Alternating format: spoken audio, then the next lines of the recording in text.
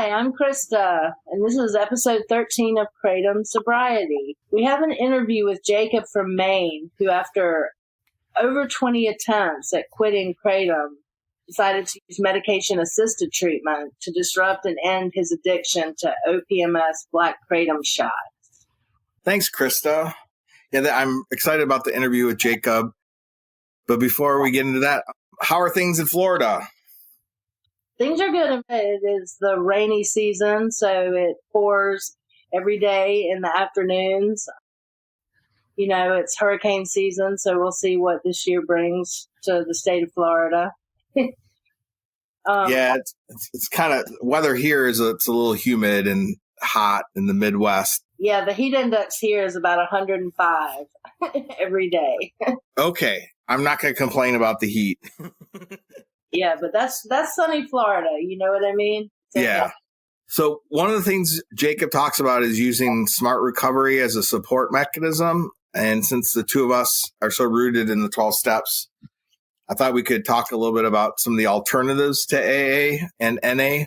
And then next week we can discuss some tips on how to use any of these self-help group options to help with Kratom, because most of those are focused typically on alcohol abstinence, but you might be able to make use of them for Kratom recovery, but we'll discuss those tips next week. So why don't we'll start off, we have a list here of some of the options, and I'll start off here and then we can discuss each one. As a preface, I think neither of us actually have firsthand in-person experience with any of these. So this is a learning process for us. I've heard of most of these. I have never attended one of these meetings. And so our discussions will be based on internet research. The first one is Smart Recovery, which is a science-based peer-led program promoting self-empowerment and cognitive behavioral techniques for addiction recovery. Smart Recovery appears to be a support group offshoot of what was formerly known as Rational Recovery, or AVRT. They had Smart Recovery at the treatment center. I didn't attend it.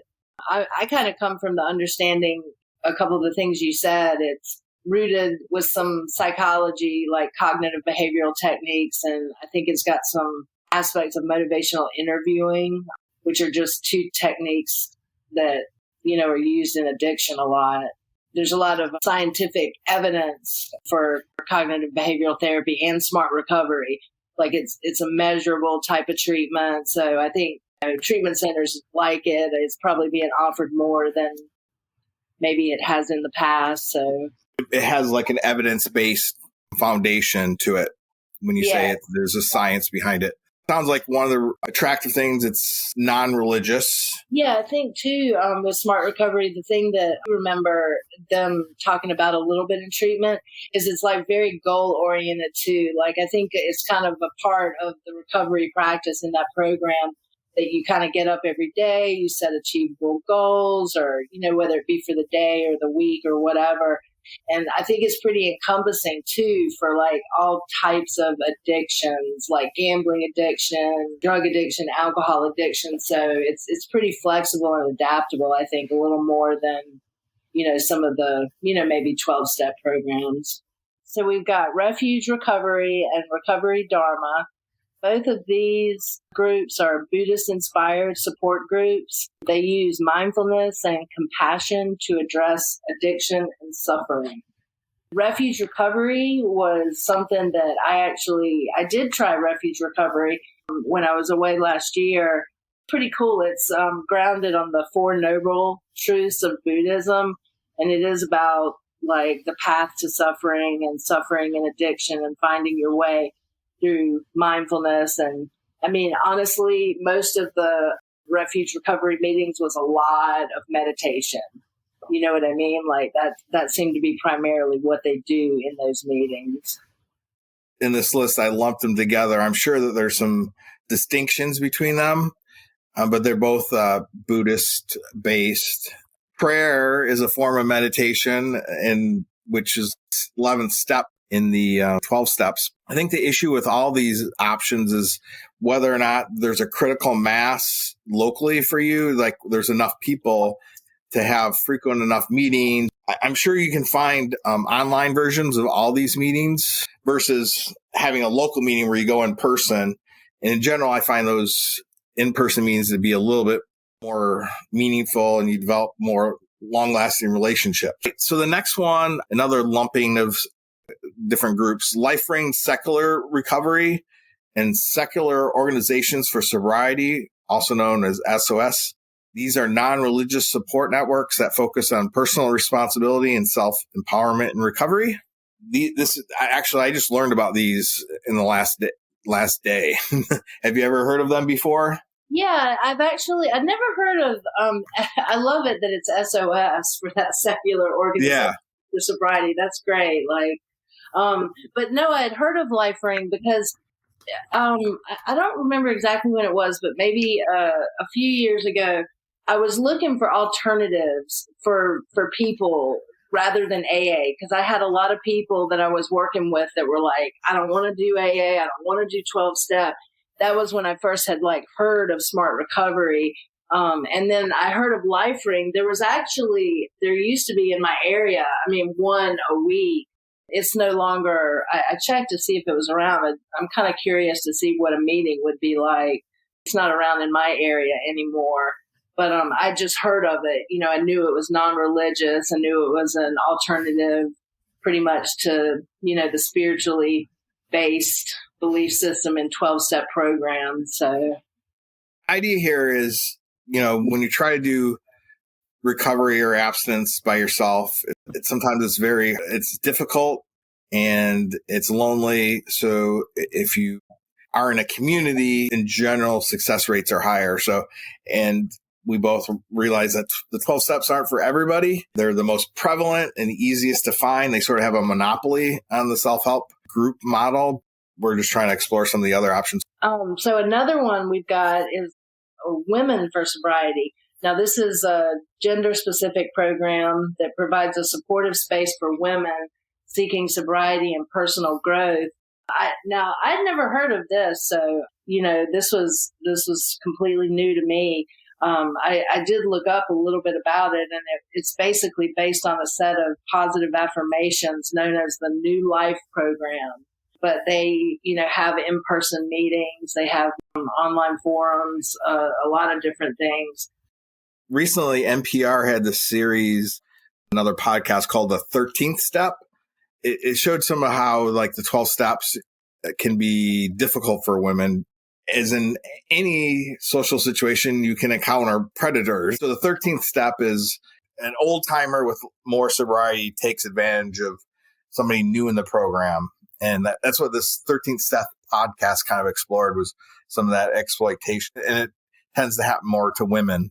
A gender specific program might be right for some people. Celebrate Recovery. This is another new one. It does look like it's based on the 12 steps, but it has more of a blending of the biblical principles to address a wide range of life issues. I know a lot of churches have options for, if you're part of a congregation or some other faith community for supporting recovery. Sometimes, a lot of AA meetings are hosted at churches, that's for sure. It seems like several churches offer some type of addiction recovery program of some sort, whether it be Celebrate Recovery or whatever their take is on it. But I see that a lot. So there's podcast communities like Recovery Elevator. These communities host sobriety meetings, usually require a membership, and they're very focused on alcohol abstinence.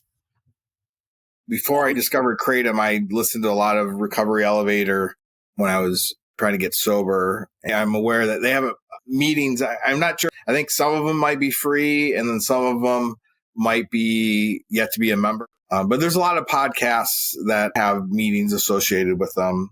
I've mentioned previously the Dopey podcast has 3 meetings a day that listeners run these groups. The Dopey meetings aren't run like 12-step program. Right. And then I just have a laundry list of some other options, and we're not going to go over these self-help group meetings that are alternatives to the 12 steps. So it was the Life Process Program, all recovery meetings, Wellbriety, HAMS, harm reduction, There's a LifeRain SOS hybrid model, Dual Recovery Anonymous or DRA, Recovery International, Phoenix Recovery, Bacardi Recovery Group. And then in the interview, Jacob also mentions a new kind of medicated assistant treatment self-help group that he started to attend. There's a lot of different options out there. Yeah, there are a lot of different options. I think that's a really good thing. But then the challenge, once you kind of land in the spot is, and we'll try to tackle this next week, is how to integrate yourself into these where they're probably primarily talking about alcohol, maybe other drugs, but how to use these meetings to leverage them to help you with your abstinence from Kratom. Krista, that was our first attempt at co-hosting. Yes, it was. I'm sure we have some kinks to work out. Well, thanks, Krista. Now for the interview with Jacob.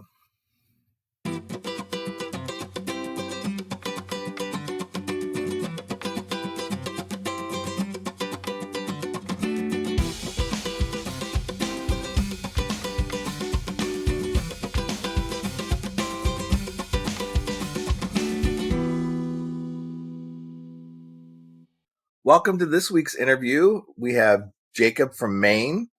Could you introduce yourself to the world outside of your experience with addiction? Yeah, hi everybody. I'm Jacob from Maine. I'm 41 years old. Sorry about my dog barking here a little bit. So as I said, I'm 41 years old. I'm from southern Maine, right on the border with New Hampshire. Let's see. I'm married. Don't have kids. I've got a dog that you could hear kind of growling in the background here a little bit. My English bulldog. And outside of what I do for work, I'm in software. So luckily, I've been able to work from home, and it's one of the reasons why I ended up moving to Maine not too long ago. And for fun, I like to go for long bike rides. I like to go snowboarding in the winter, I like to go see a lot of live music and DJs and stuff like that when I can. Cool. How did you first find out about Kratom, and what were your earliest experiences with them?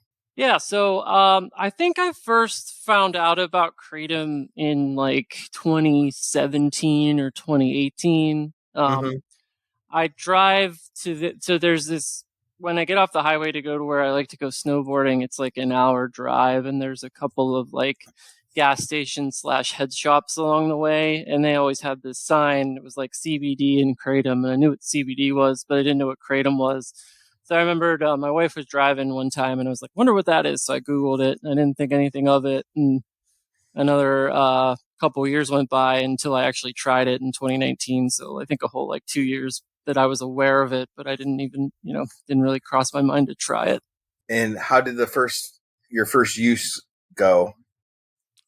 So my first use, I was sober from alcohol for a couple months, and I was kind of like, I wasn't really working a program or anything like I should have been. I had read a bunch of books and was using the like a subreddit and some online stuff, but it wasn't enough. And anyways, I was having a bunch of cravings, so I was like, oh, I remembered Kratom stuff, and I had decided to try it. So I went and bought, a small bottle of the capsules, and I don't know if that wasn't like that good of stuff or I just didn't take enough, but I remember I took a couple grams or a gram or two, and didn't really do much. I think it was probably just not very good quality stuff. But anyways, I took it, didn't really feel much, and kind of put it back on the shelf, and didn't really think about it again for another almost 6 months or so. Yeah, that's interesting. That was the first experience I had too with Kratom. I think it was just straight up powder and capsules and small dosage. And I've heard that from a lot of people. It's funny, on my Facebook page for the podcast, like a third of the requests or the third of the comments sometimes are like, Kratom is a scam. I took it and I don't feel anything. A third of it is people saying Kratom is not addictive, and then the third of the people are like, oh, I'm really addicted to it. Help me.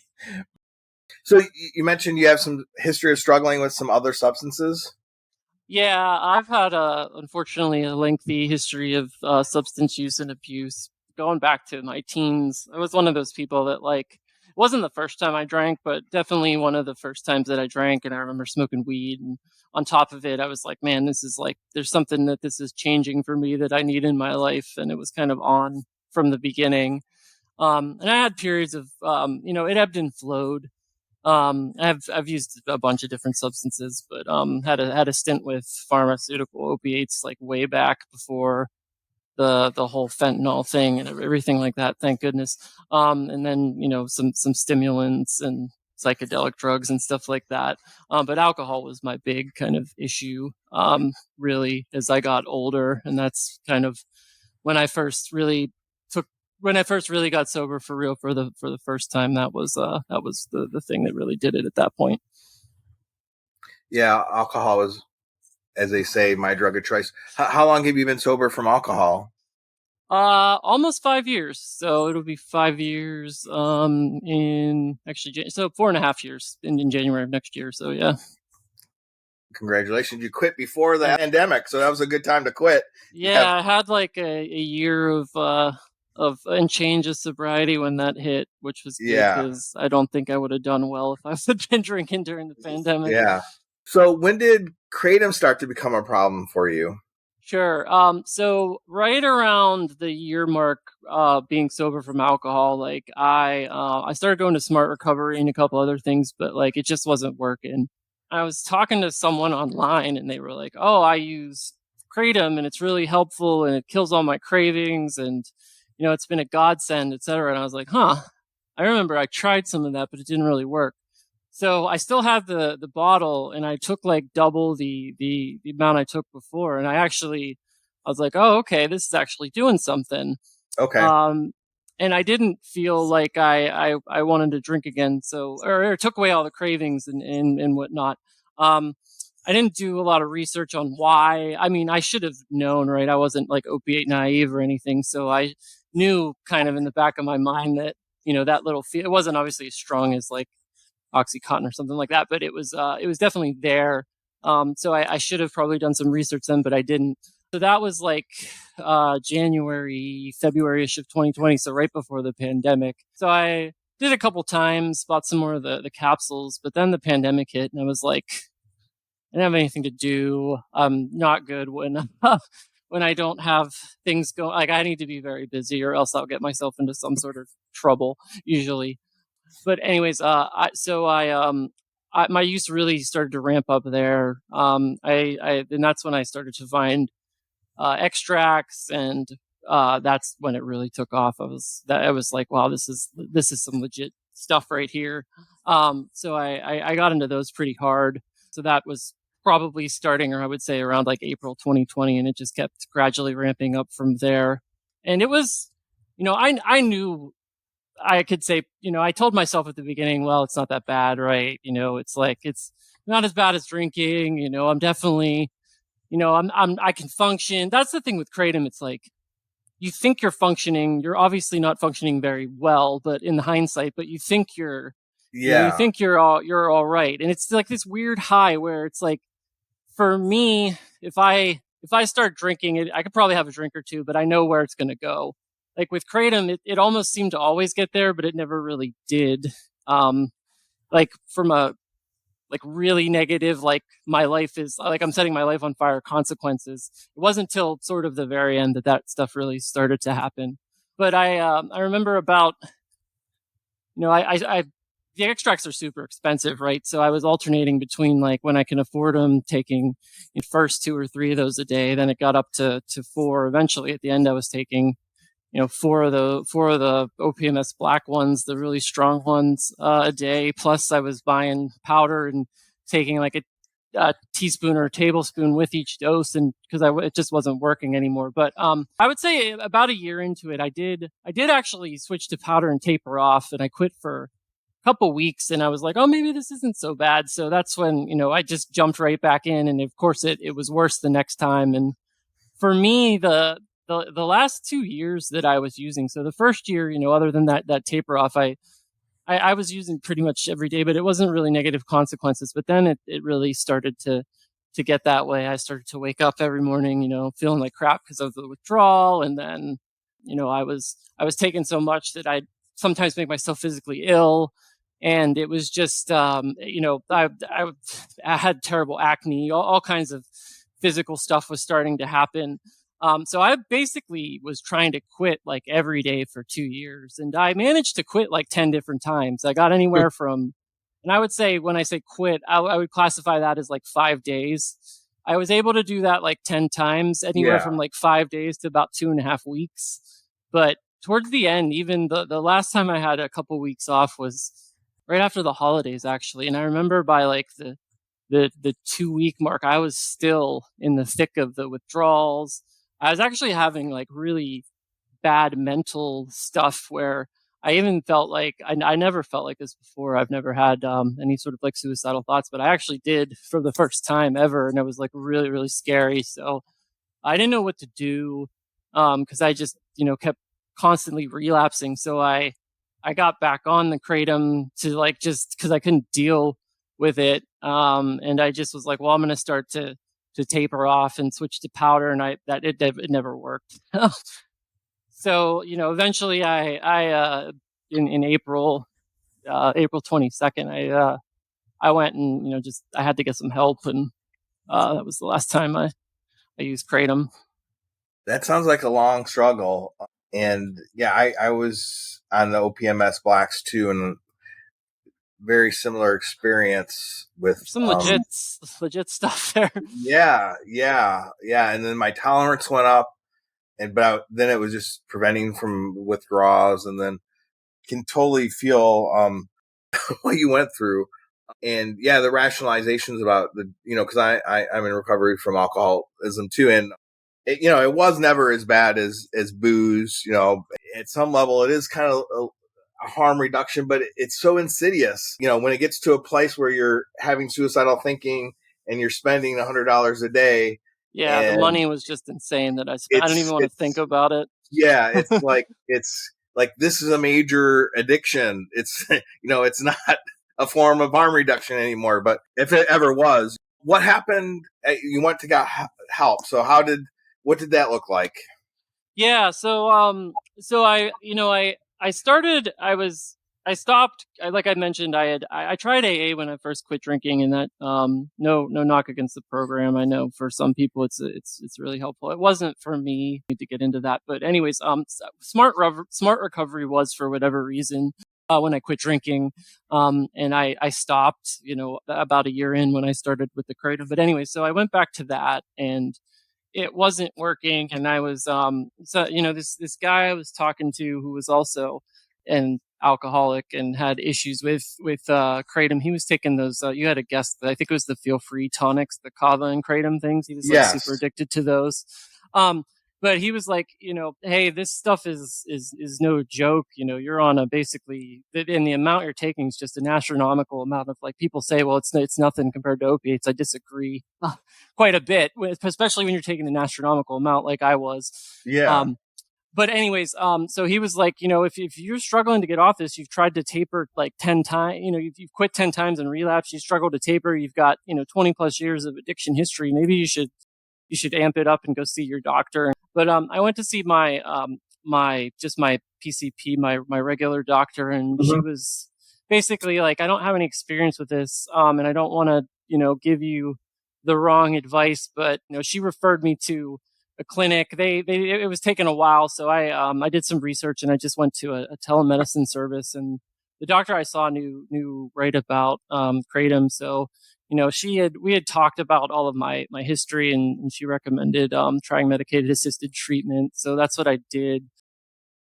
So I've been on Suboxone now for about 2.5 months. They wanted to start me at a really high dose, but we ended up on what I think is a lowerish type of dose, which works perfectly well for keeping me level, I guess, and stabilized. So that was about 4 milligrams. So that's what my experience looked like, more or less. And in addition to that, I've been really ramping up, going back into recovery. I have been double dipping on smart recovery, and there's also I found this newish fellowship called MARA, which is Medicated Assisted Treatment Anonymous, specifically for people that are on medication assistant. It's a small group. They have a bunch of different online meetings and some local meetings, not too many, but that was a good find because it was cool to talk to people with a very similar experience and a similar treatment path. So I'm glad you were able to advocate for yourself. I'm just a layperson, but I hear lots of people say they feel the dosage is too high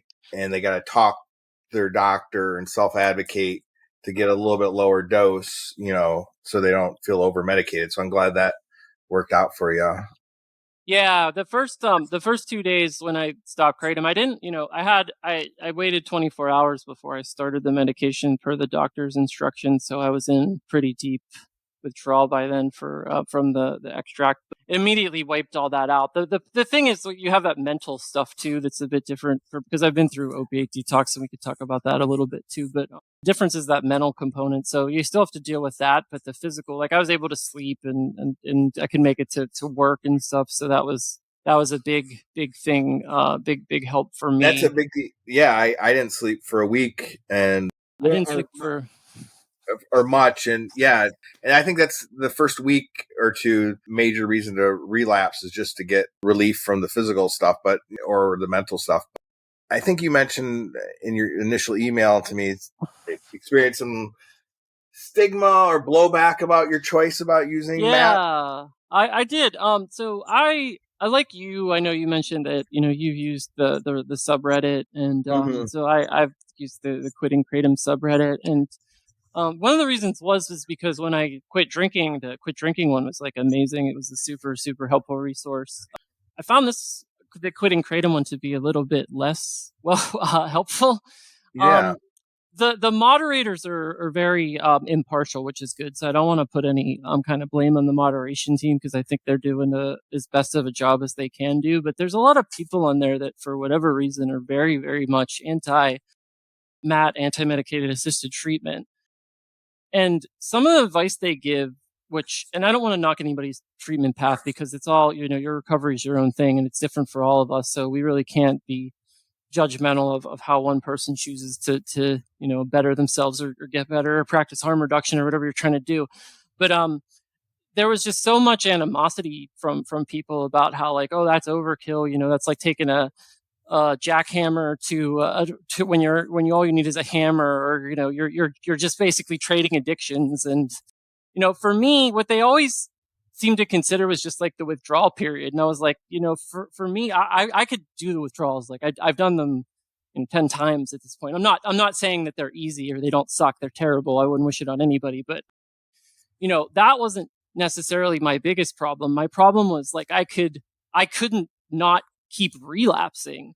And I when I talked to the doctor, and even when I talked to my, just my regular doctor, she was like, this is a lengthy thing. It wasn't like, I just got addicted to Kratom or I just had a year or two with alcohol. This is like 20 years of substance abuse is basically as best I could put it, I guess. So, for me, it was the maintenance piece. Like I needed to, I tried total abstinence. That was my goal. It didn't work very well for me. So I figured, with what the doctor and I talked about, do this for a year and then taper off slowly. Or if I feel like I need to be on it longer, I need to be on it longer, but give myself some time to kind of like rebuild. And that was the piece that seemed to be missing the most from the Reddit thing. It was like, well, they're only thinking about the withdrawal, but that wasn't always it for me. It was like, I needed more than that. And I also think some of the comparisons aren't necessarily true. I unfortunately also, when I was in my early 20s, I had a problem with opioids and pain pills, and this was back in the early 2000s. So I ended up for about a year taking, Oxycontin. At the end, I was probably taking like 120 to 150 milligrams a day. So not an insignificant habit. Yeah. And for me, the Kratom withdrawals were way worse. Really, because of they just lingered a lot longer. Yeah. They weren't as intense physically, but the mental part just wasn't there. And the other thing I think I can't discount is, I was 21 years old when I went through the opiates, and I'm 41 now. So that probably plays a astronomical difference too. But long story short, like I think the subreddit for me, and even some of the advice I see on some Facebook groups and others, it's like it's very, very generic and very much like, don't do this. It's bad. You're just replacing it with one addiction with another. And I think there's a huge difference between dependence and addiction. And like, I don't, I can't just go to the store and get more Suboxone. I can't just, if I have to take it as prescribed under a doctor's orders. Otherwise, there are potential consequences, and I have to go every month, and I'm in a program, and I potentially have to get drug tested, all these things. So it's very different in my opinion. Now, I'm sure that coming off of it is not going to be easy. But I do believe that under the care of a doctor, I'll have a better success rate than I would under just trying to quit on my own. That's the other thing I think is interesting. I see a lot of people online recommend, if you're going to use Suboxone for Kratom, just to use it for a couple days or whatever. And I know treatment programs do that, so I'm sure there's validity in that. But the studies do show, if you look at them, that the success rate and the relapse rate is super high with that method versus a longer maintenance period. And I think particularly when you try to do it yourself, like if you're going to do that, I would suggest having a plan with a doctor, not going under the guise that you're going to go into medication and getting the script and then doing it yourself. Because I think you need to be accountable with someone.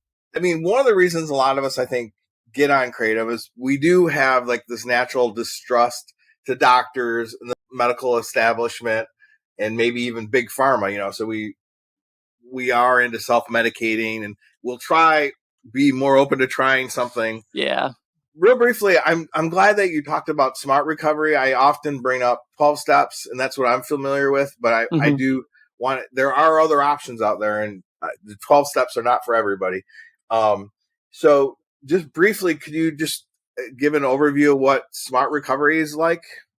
Yeah. So smart recovery's, it's different in the sense that you're not working steps. It's based on cognitive behavioral therapy. So really, training your cognitive mind to think and act differently. So it's a little more scientific based. So there's no, you don't get a sponsor, you don't go through the steps, but the meetings can be quite similar. A lot of, open format, checking in, talking about where you are, how you're feeling.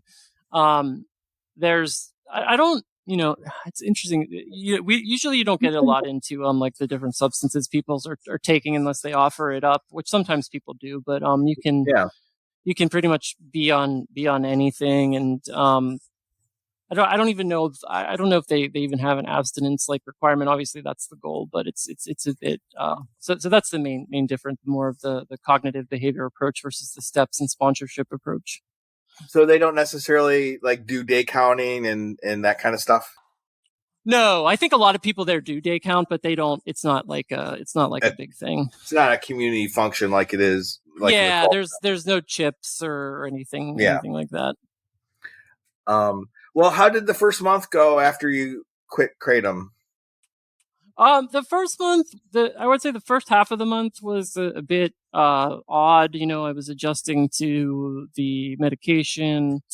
And I think what that looked like is just like I said, I started a bit. My doctor wanted to start me on an 8 milligram dose, and I was having some side effects that were like very, very sleepy and some other things. So the first week was like getting down to the right dosage that I'm ultimately on now.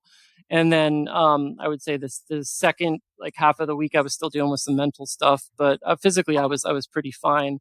And then from there, it really everything kind of got better.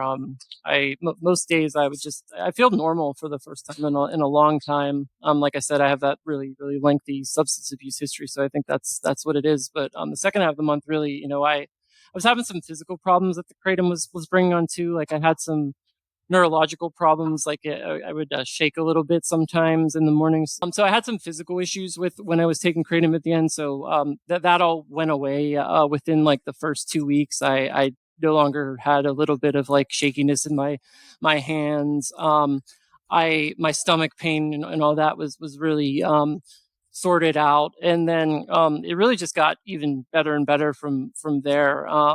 obviously the medication really helps with the craving aspect and wanting kratom. So that's been, super helpful, that I know everybody else that's not on that has to deal with that. It's not that I don't have cravings. It's just they're nowhere near as intense. And I think I don't have the withdrawal component that makes it, real easy to give in. But the first month, after those first 2 weeks of kind of adjustment, it got really good, and I feel like I've gotten my life back somewhat. That's great. Did your skin clear up some? It did, yeah. As I said, the kratom gave me a little bit of acne, and it's pretty much gone away for the most part. The skin cleared up. I no longer was having some weird side effects like urinary retention at the end with the kratom, so that went away. All the mental depression and that when I wasn't dosing and all that went away too, and no more suicidal thoughts, obviously. So that was really good. Outside the help that the medication provided, was there anything else that you did for withdrawals? Yeah, I did a lot of hot baths. Like I'd get achy sometimes in the evening, and that helped a lot. Took more vitamin C. I usually just take a multivitamin, but I know vitamin C is there's a whole protocol that some people use to help with withdrawals on that. But I didn't do that. I just upped that a little bit, and it seemed to help a bit. And other than that, exercise. I got back into. I was exercising still when I was on kratom, but it was half-hearted. So I really got back into that, and that helped a ton.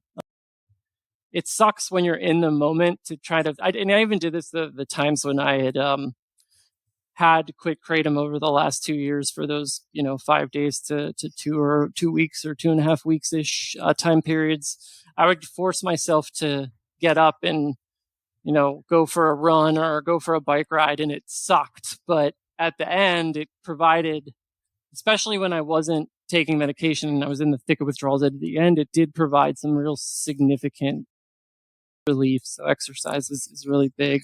So I've gotten way back into that. I don't know what it is with kratom withdrawals. Between me, you, and Rob, we're men in our 40s and 50s, and we're taking all these baths. I don't know why it is. Yeah, it really helps though.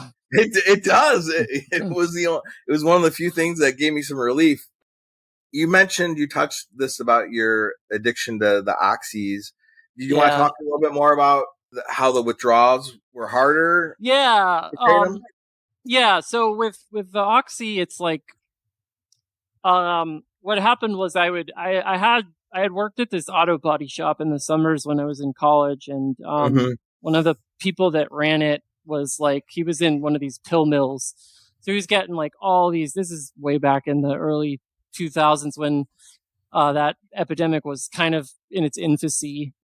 And anyways, he was getting so many more pills. So he was selling them to me so cheap. And then I was selling them to friends, and it just became really easy to do a lot of Oxycontin every day. And it was, I didn't really think about the consequences at the time because I was young and dumb. But anyways, after a year of that, I was just about to finish college. I was getting ready to move to New York City. I did not want an opiate habit on my back and all that stuff. I wanted to just start my life and move on. So I had 3 weeks, I think, before I was going to move and start my job. So I just quit cold turkey on a Sunday, and I took my last bit Saturday night, and then I was already woke up, feeling sick, and it just ramped up super, super fast. I found kratom, it came on a little bit slower and took a little longer to ramp up, but with the oxy, it was almost 0 to 60 and within an hour or two. And it was real bad. Kratom, the physical stuff, it's bad, but this was a whole, it was a notch or two above that. But the thing was, after the 48-hour mark, it pretty much peaked, and from there it went down.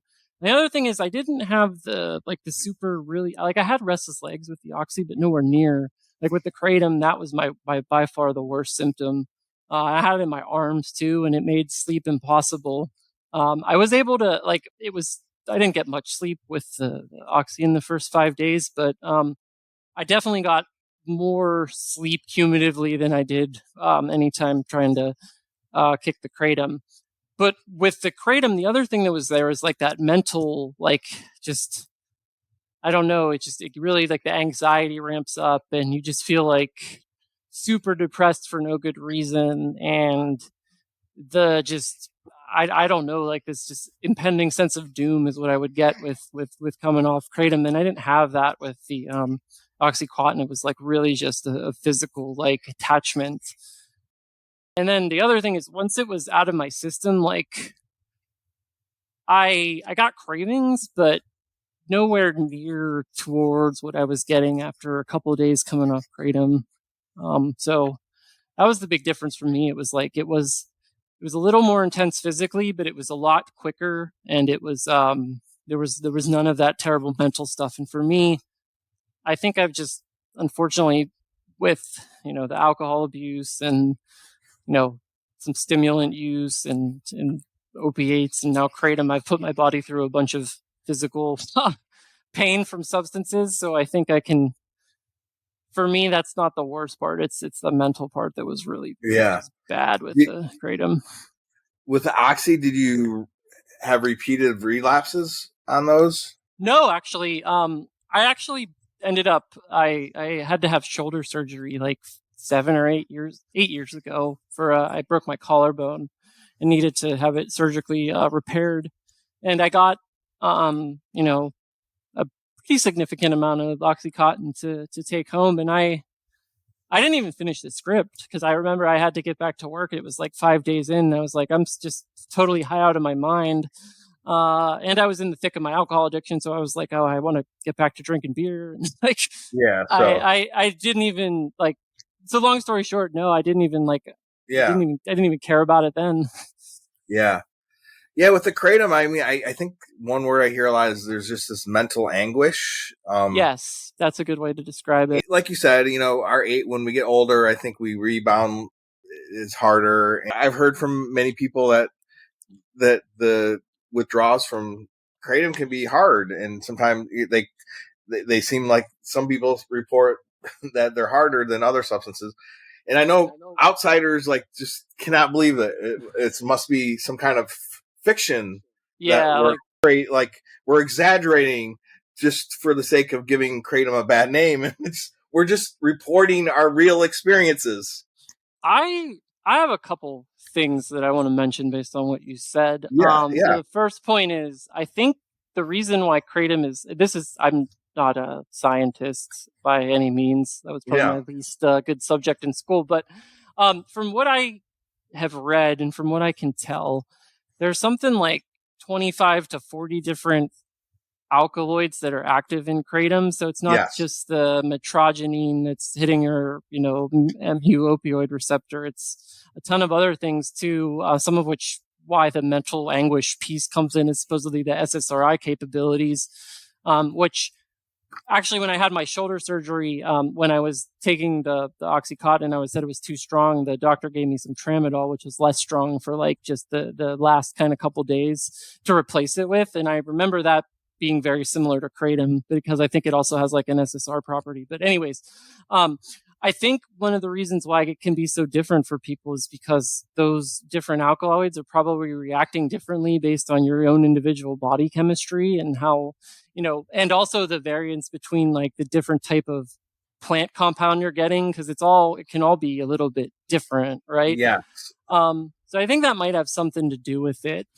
And then the other thing I think is I do think more and more people are getting trapped in kratom because it's everywhere now. Like when you asked me when I first saw it, that was the first time in 2018, 2017, when I was driving on the road that I ever even heard of kratom. And when I Googled it, there wasn't even that much info. Now there's like, first thing that seems to come up are vendors selling it, then rehabs, then like subreddit posts and stuff like that. But I think from what I can gather, there's a lot of people that are really getting hooked on it now and seem to be finding out it's not harmless and it's not this benign plant. My doctor had told me that she's treating multiple people for kratom addiction, and the overall telehealth practice, that's a big portion of people seeking help because they also got stuck on it. And I think the extract versions in particular are really bad news. I was thinking about this. Like, I've always been very much like prohibition doesn't work. Like, even with alcohol, like, right.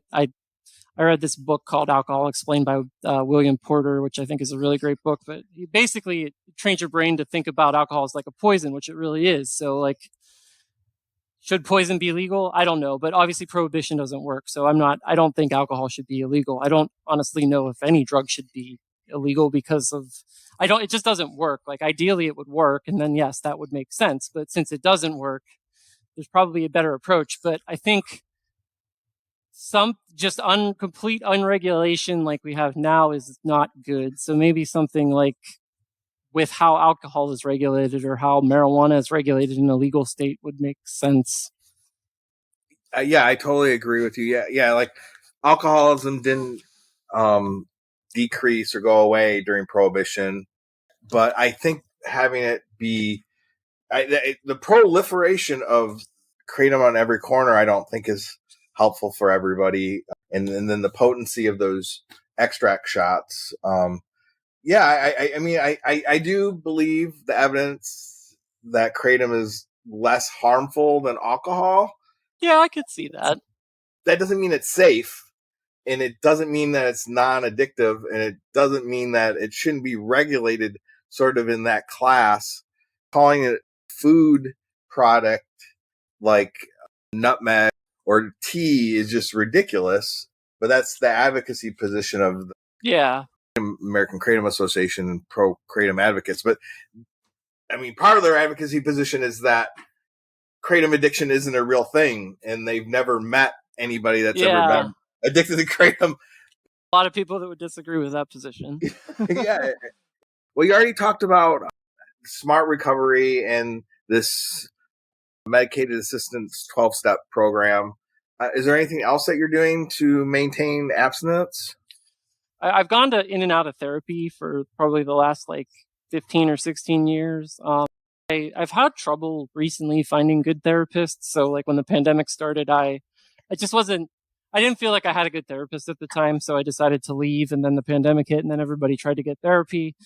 So long story short, it took me a while to find another therapist, but I did find one that I'm happy with. And I've also been doing that because I personally think that, addiction, there's a lot of debate. Is it a disease or not? I don't know. I think it could be, just because I think people have tendencies. I don't think it's the only thing. I think obviously you have to make a choice to use a substance, but when you do, if you have a disease of addiction, I think it's going to really take off for you, is kind of where my opinion is. But long story short, I think the therapy to kind of work on that and try to figure out, why am I constantly looking to substances to change the way I feel?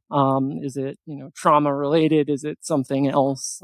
So I don't really know what it is, but I think I'll probably be working on that for the rest of my life. But long story short, I'm doing that. And the other thing is, I think I became pretty socially hermitish with the pandemic, and then with my addiction. Like I wasn't, using and then going out and meeting friends and doing stuff. I was, using kratom extract and listening to music, or, watching the same series on Netflix that I saw 10 times already, and not leaving my house. So for me, it's also been, I've started to rekindle a lot of relationships. Yeah, I can totally relate to the hermit thing. And the timing was also related, overlap with the pandemic. I found I was still self-quarantining in house after things opened up, and, part of it was just maybe folks with histories like ours like to isolate, but then I don't think the kratom helped very much. So what is what is your life today kratom free? My life today kratom free, I think it's pretty good. Like I said, I think for me, I really wish I debated going on the medication like a year ago. Like I literally almost went to the doctor then, but I didn't because I psyched myself out reading all this stuff and like, I'm just trading another day. Anyways, I wish I would have done it sooner. So that's one regret I have. But, the past, once I got through that initial 2 weeks and then it's just gotten better and better. And, that's probably like some of that pink cloud or whatever. But, at the same time, like I feel like I'm doing things that I haven't done in a long time. Like I've been very more present with family members. I actually, none of my family lives close by. So I hadn't been home to see my mom and dad and my brother and my nephews for like almost a year because the last trip we took was to see my wife's family around the holidays and just been isolating because I was doing Kratom the whole time. But anyways, I felt like I reconnected really well with everybody, and I was just probably more present than I have been in even years before Kratom with the alcohol usage and stuff like that. And I've been just generally in a much better mood. I've had a lot of nonsense at work and stuff that probably would have made me really upset when I was using, that I've been able to just, because I think I've been present and been like, just thinking about it and how, it's just work. It's relatively meaningless in the scheme of things. Like I've been able to get past that really well. So I think my life's been much better, and I'm, excited to, for the first time, I'm looking forward to doing some travel. I again, with the self-isolation and with Kratom, right, you got to worry about in 3 hours where you're gonna take your next dose or whatever. So, I've planned a pretty lengthy trip. Well, not lengthy, but like a 2-week trip to go to where is it again? Norway. That's where we're gonna go. Sorry. Nice. We were debating on a couple of things. Yeah. So I always wanted to go there, and I've saved some money over the past couple months, and I'll save some more money because I'm not using Kratom. So I figured, I need to start putting it in the bank, but might as well do something nice for myself before that. So that's my plan. Excellent. It's a much better way to spend your money than giving it to OPMS.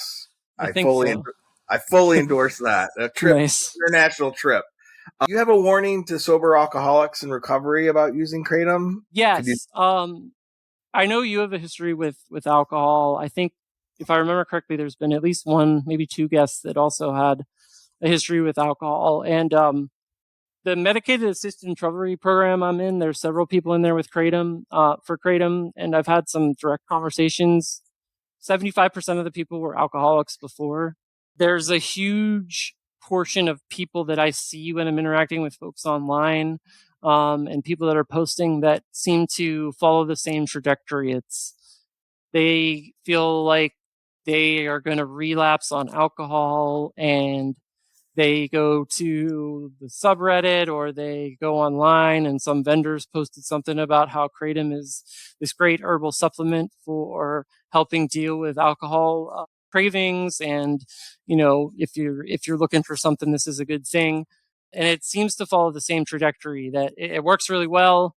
You start out with the best intentions. You take it, once a week, twice a week, maybe once a month, maybe only when you have a craving, but eventually something happens and you realize, and you figure out that you can take this every day and you can still go to work and no one's going to know. And it just becomes this secret addiction that ends up a year later, you're on the quitting subreddit telling everybody how, you didn't realize this was this addictive thing. And, I've just seen it so many times, and I did it to myself.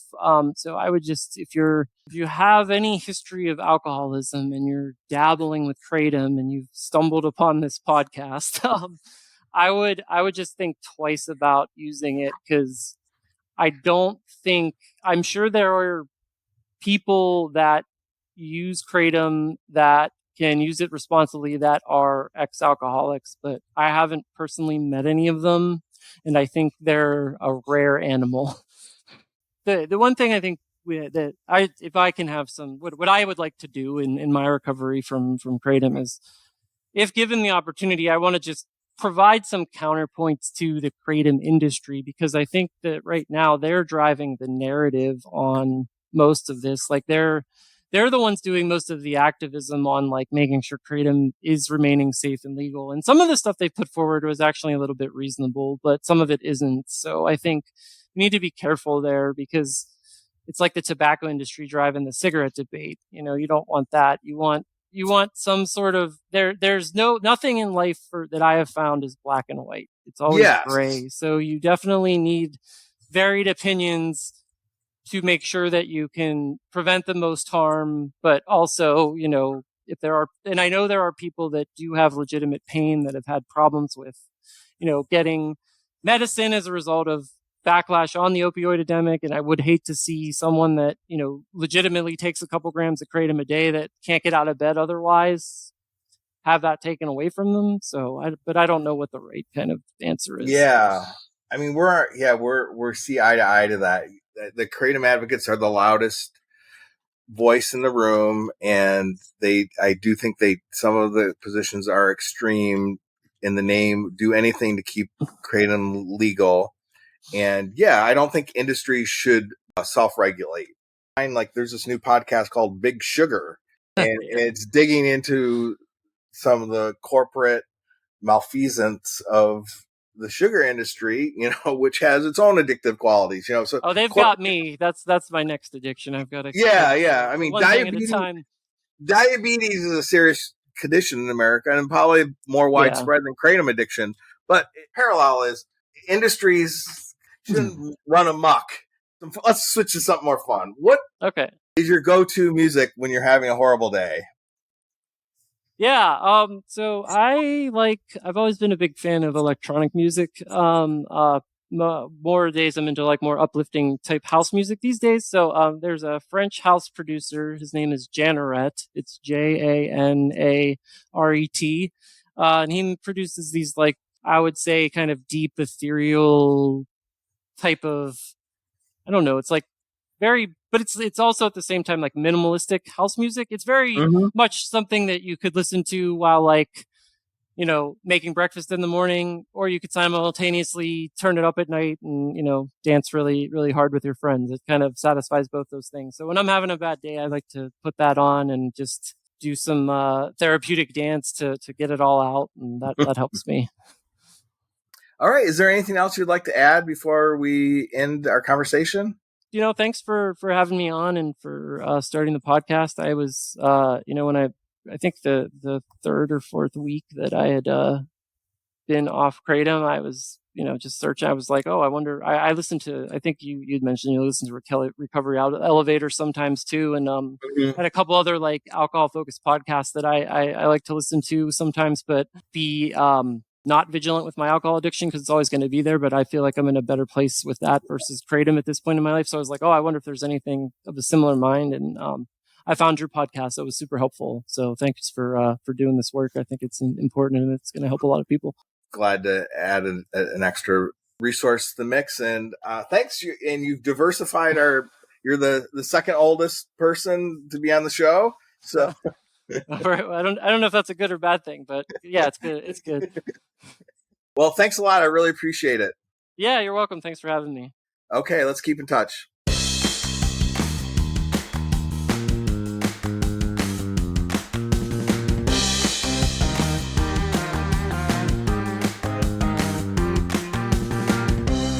Kratom in the headlines. Earlier this month, on July 8th, 2023, on NPR's Weekend Edition Saturday, there was a piece entitled, "The Readily Available Herbal Supplement Kratom is Facing Wrongful Death Suits." And if you haven't figured it out, I'm the kind of guy that listens to NPR. So when I woke up on Saturday morning, I heard Scott Simon talking about kratom. I was like, holy wow. So he starts off the story. A raft of wrongful death lawsuits has been brought against vendors of kratom, an herbal supplement that can act like an opiate on the human body. It's sold at gas stations and vape shops and bars. And as Peter Hayden reports from Southern Florida, experts and officials disagree over just what it is and how it ought to be regulated. So I'm going to test the limits of copyright here. I think this might be in fair use, but we'll see. I meet Cindy Ross at a South Florida marina with a fountain. In December 2021, her 30-year-old son, Max, was excited, about to start a new job as a sous chef. He went to the mall with a friend to get the right shoes he needed to work in the kitchen. A few hours later, Cindy got a call from her ex-husband. He said, "Who are you with?"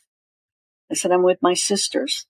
He said, "I need to tell you that Max is dead." Max had collapsed while walking home. He'd had a few beers at the mall, and at some point, a significant amount of kratom, possibly as a concentrated extract.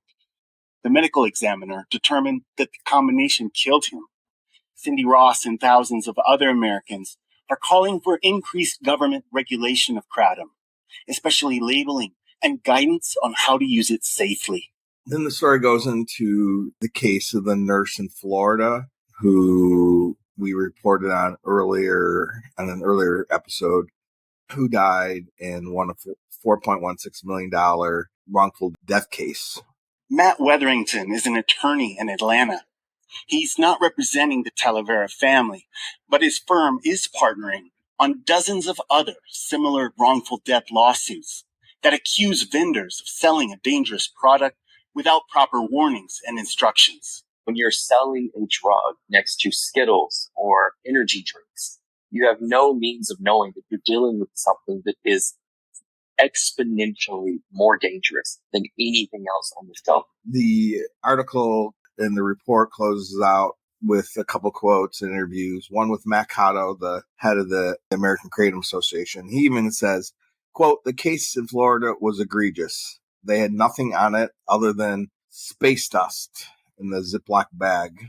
It's the poster child for why regulations need to be put into effect." Agreed.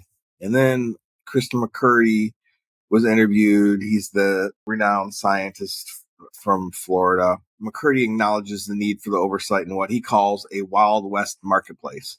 Nearly a dozen states have passed legislation to regulate kratom. 5 states have banned the product. So on that note, I have some recommendations. I came up with 10 principles that I think should be put into place when talking about kratom regulation. Let me read those for you, and I'll post them on social media. That's already up on Twitter, but I'll put them on the other channels. So, 100% universal testing of all kratom products with a guarantee every sale is free of toxins, adulterations, and heavy metals, and no exceptions.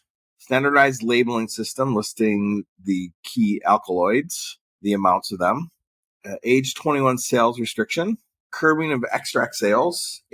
For example, they should not be sold on every corner store, flooding communities across the country with a powerful addictive product. 5, widely warn about the specific prescription and drug interaction risks of kratom, including danger of death. 6, inform customers of addiction risks, including potential for tolerance, dependency, withdrawal, and inform about other known kratom side effects. This is going to be a hard one because the industry claims that kratom is harmless and there aren't any side effects. So it's going to require reform from within. Do not market to at-risk populations, including those with an addiction history. 8, restrict internet sales in the same way as tobacco, cannabis, and alcohol sales to ensure children don't buy it and to track product back to a local source. State-based system of licensing and inspections for kratom retailers modeled after other substances, and prevent arrests for kratom possession through decriminalization in all 50 states. And expunge everybody's record who's ever been charged with kratom possession.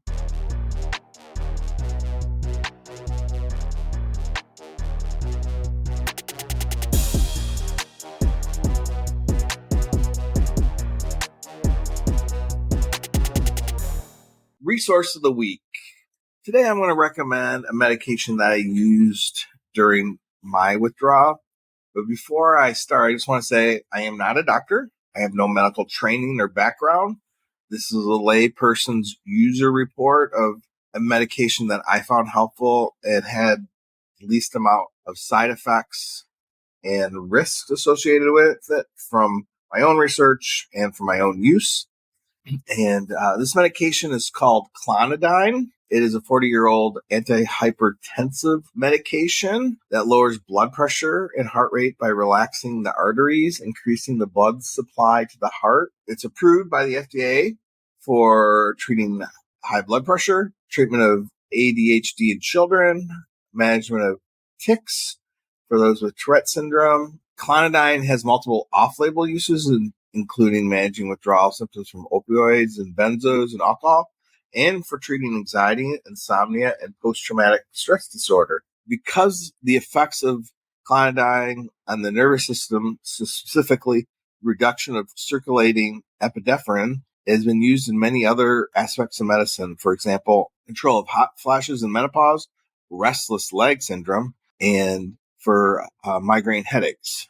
If you want to get a prescription for this, talk to your medical provider and also do some research on the internet about its side effects, its counterindications, and any other risk factors. Personally, I used it for about a month. I had a 30-day supply, and I used it starting in week 2, and I really thought it helped relax me. I felt my sleep improved after the use of it, and I just felt more even. And one of the good things is I didn't feel high from it at all, and I didn't have any urges to take more than prescribed to try to get like a high effect from it, So to me, I think it's the best helper med with the lowest risk factors. It has some effectiveness, and it's kind of under the radar. So I would suggest it. A couple things to note. There is at least one. There's at least one article that talks about using Clonidine for kratom addiction. This is article that was in, what is this article?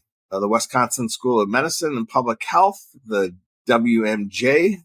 The article is called A Case Report of Kratom Addiction and Withdrawal by David Galbus-Reig, MD. The abstract kratom, a relatively unknown herb among physicians in the Western world at the time, this was 2016, is advertised on the internet as an alternative to opioids, as a potential treatment for withdrawal, and as a legal high with minimal addiction potential. This report describes a case of kratom addiction in a 37-year-old woman with a severe opioid-like withdrawal symptoms that was managed successfully with symptom-triggered Clonidine therapy. I'll put all this information in the show notes. So before we close today, I guess I will read one email from a listener. This is from N.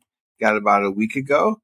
Hey, I'm just recently discovered your podcast on the Facebook group Quitting Kratom Support. I'm 121 days free after a 7-year-old addiction to kratom. I would love to tell my story in hopes to help someone else who might find something that relates to them and what I have to say. Let me know if I can be of any help. Thank you for bringing awareness to this epidemic. And I'm looking forward to bringing N onto the show, and hopefully in August. So that brings us to a close today. If you want to be in touch with the show, sending me an email at kratomsobriety@gmail.com is the best. We're also on Instagram, Twitter, and Facebook. I just started accounts on TikTok and YouTube, so find us there as well. And until next week, keep it kratom free.